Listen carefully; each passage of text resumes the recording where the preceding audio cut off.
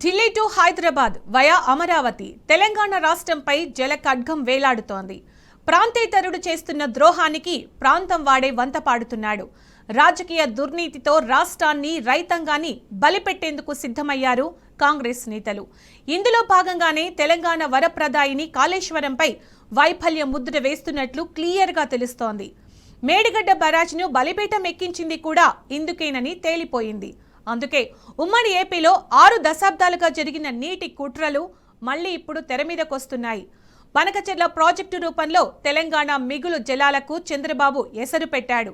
బాబు కుట్రలకు ఆది నుంచి సహకరిస్తూ వస్తున్న రేవంత్ రెడ్డి బీఆర్ఎస్ పోరాటంతో ఊసరవెల్లిలా రంగులు మారుస్తున్నాడు. తెలంగాణ రైతుల ప్రయోజనాలను బలిపెట్టే కుట్రలు బయటపడ్డంతో ఇప్పుడు బీఆర్ఎస్ పార్టీపై బట్టకాల్చి మీదేస్తున్నాడు. అసలు తన తప్పేమీ లేదని బుకాయిస్తున్నాడు. రాజ్యాంగబద్ధమైన సీఎం పదవిలో ఉండి పూటకో మాట మాట్లాడుతున్నాడు సీఎం రేవంత్ రెడ్డి.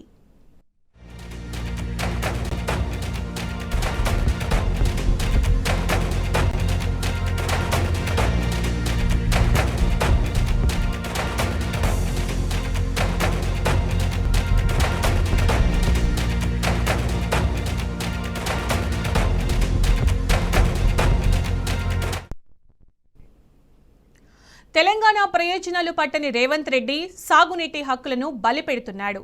బనకచెర్ల విషయంలో ఏపీ సీఎం చంద్రబాబు డైరెక్షన్లో తానా అంటే తందానా అంటున్నాడు.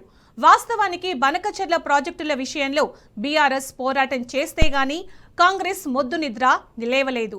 బీఆర్ఎస్ ప్రతిఘటనతో ఈ ప్రాజెక్టుకు కేంద్ర పర్యావరణ నిపుణుల కమిటీ అడ్డు చెప్పింది. కానీ రేవంత్ సర్కారు మాత్రం అసలు బనకచెర్ల విషయంలో తామే అడ్డుకున్నామని క్రెడిట్ కోసం వెంపర్లాడుతోంది. పనిలో పనిగా బీఆర్ఎస్ పై బురద జల్లుతోంది. పవర్ పాయింట్ ప్రెజెంటేషన్ పేరుతో బీఆర్ఎస్ ను బద్నాం చేసేందుకు విఫలయత్నం చేసింది. అసలు ఈ ప్రెజెంటేషన్ చంద్రబాబు డైరెక్షన్లోనే ఇచ్చినట్టుగా క్లియర్గా తెలుస్తోంది. నీటి లెక్కలు హక్కులపై అవగాహన లేని రేవంత్ అండ్ కో అసలు బనకచెర్లపై అపెక్స్ కౌన్సిల్కు ఎందుకు వెళ్లట్లేదని బీఆర్ఎస్ ప్రశ్నిస్తోంది.